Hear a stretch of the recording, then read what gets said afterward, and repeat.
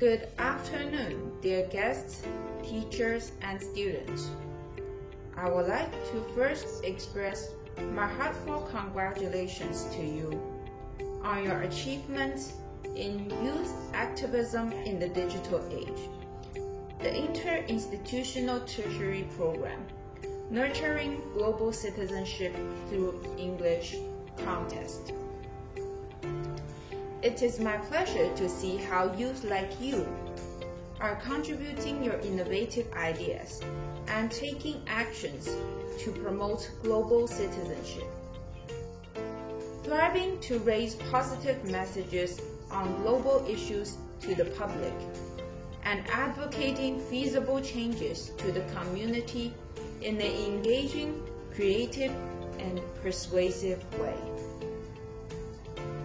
In the keynote section today, I will be giving you more insights on global citizenship and sustainable development. Who loves watching disaster films? The gripping plots and the feeling of relief after the disaster has been resolved. I believe that you recognize some of these posters on the screen, right? But if you look at them more closely, we realize that, to some extent, they are becoming reality. Our world is facing multifaceted challenges, whether being climate change, social conflicts, migration and displacement, economic crisis, and of course, geopolitical disagreements. Our generation is facing the biggest changes and challenges of humanity. According to the Global Risk Report 2024, published by the World Economic Forum, in 2 years' time, we will be facing various technological, social, geopolitical, environmental, and economic challenges. And over time, in 10 years, the most severe ones will be climate-related. In addition, these challenges are often interlinked, and they impact different stakeholders in the society in different ways. In the age of globalization and technological advancement, information can be transferred to the other side of the world in just 1 second. Whether it is trading, political interactions, or economic interactions, things are happening and changing faster and faster between countries. Living in such a world, we have to be aware of the importance of becoming global citizens.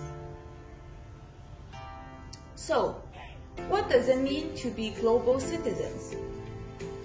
According to the Global Citizen Education Framework published by the UNESCO, the key qualities of being a global citizen include a shared sense of humanity, which means understanding that our future and well-being are interdependent with the actions of others in our world.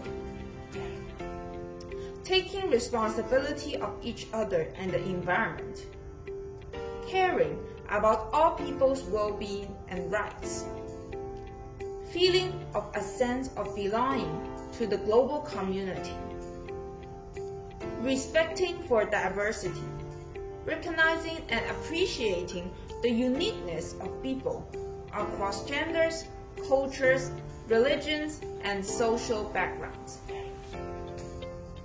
Believing in the power of collective action and solidarity, and taking active actions for improvement. With all these qualities, you will become active global citizens to promote sustainable development. So, what is sustainable development? I believe that most of you are already familiar with this phrase. But in fact, I would like to trace it back into the history of promoting sustainable development. It is not a new concept. In 1987, the United Nations World Commission on Environment and Development published the report Our Common Future, which defines sustainable development as development that meets the needs of the present without compromising the ability of future generations to meet their own needs.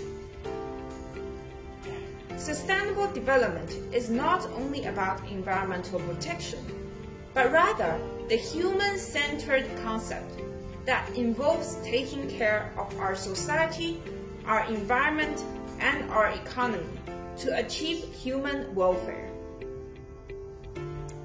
Since 1972, the United Nations has hosted the first World Conference to make the environment a major issue, the Stockholm Conference, which published the Stockholm Declaration and created the UNEP.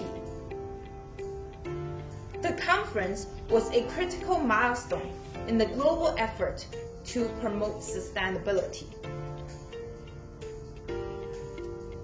In 1997, at the third Conference of Parties of the UNFCCC, the Kyoto Protocol was adopted, which established binding emission limits for developed countries and clearly identified and specified the 6 greenhouse gases that need to be calculated in carbon accounting practices.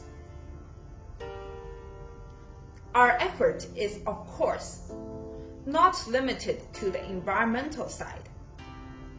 In September 2000, the adoption of the United Nations Millennium Declaration at the Millennium Summit of the United Nations called for a new global partnership to reduce extreme poverty, setting out a series of time-bounded targets.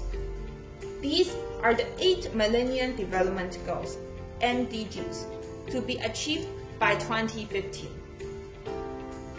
However, just by looking at the icons of the goals, you could already realize that these goals are mostly related to the social aspect.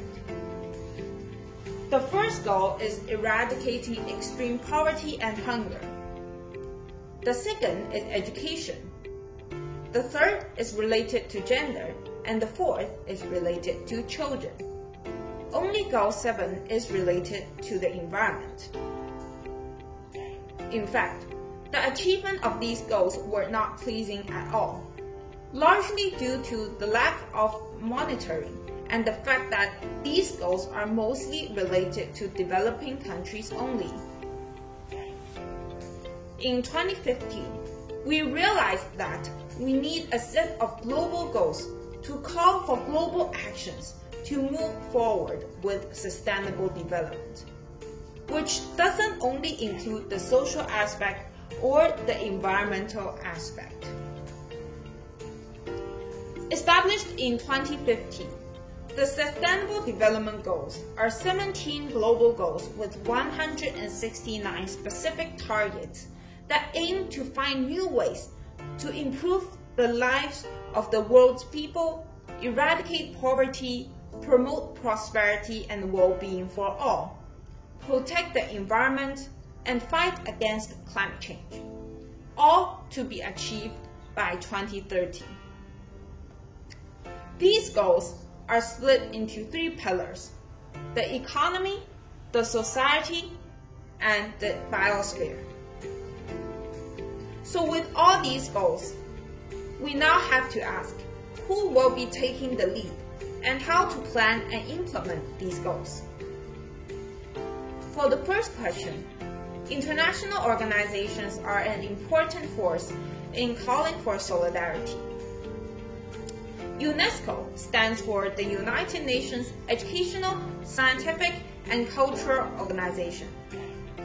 Our 5 main roles include forward-looking research, standard setting, quality education, communication and information propagation, and the development and exchange of knowledge and technologies. In Hong Kong, the UNESCO Hong Kong Association and the Hong Kong Institute of Education for Sustainable Development work together to promote sustainable development and international exchanges through education, sciences, and culture, which corresponds to the core mission of UNESCO. We are a member of the World Federation of UNESCO Clubs, Centers, and Associations, the regional reporter of the United Nations Global Compact, and of course, we also work with many other international and national organizations. Locally, we worked actively to promote collaboration between the industry, the education sector, and the researchers.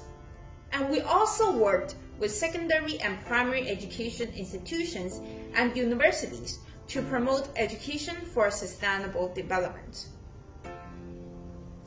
We have recently published our 2022 to 2023 United Nations Global Compact Hong Kong Regional Report, which outlines our local actions to promote sustainability. Additionally, we also organize different events and activities on United Nations International Days to promote regional actions for SDGs. Through our report, it is very clear that currently, being a global citizen should also include becoming a green and sustainable talent. In Hong Kong, we have been committed to promote education for sustainable development since 2003. Many new opportunities are emerging, and we have received great support from the government and the industry. We have developed the Curriculum for Sustainable Development Planning, SDP, which is recognized as a project of the United Nations DESA. In 2021, we submitted a recommendation to the Hong Kong Securities and Futures Commission that sustainable development planning and governance should be added to the core competencies of professionals, especially senior management. Sustainable development planning is an essential methodology that bases itself on the SDGs and presents its outcomes as an ESG report or sustainability report. It utilizes different tools and methods to help bring sustainable development from concept to reality. The curriculum of SDP follows with the certification of CSDP, Certified Sustainable Development Planners, who are individuals recognized for meeting the professional standards in SDP and have accumulated relevant work experiences. To nurture professional green talents, we have opened up the examination and report writing pathways, as well as providing professional training to working professionals from different industries. Most recently, the SDP, ESG, Greenhouse Gases Accounting, and Green Finance Professional Integration course was successfully included in the pilot Green and Sustainable Finance Capacity Building Support Scheme, administered by the Secretariat of the Center for Green and Sustainable Finance of the Government of Hong Kong SAR, which means that full-time university students could obtain a 100% refund. Of course, being the young generation, apart from your contribution from the professional aspect, you could also become a youth ambassador. The Green Citizens Youth Ambassador Project was launched in 2021 in response to the initiation of the UNESCO Green Citizens Project globally.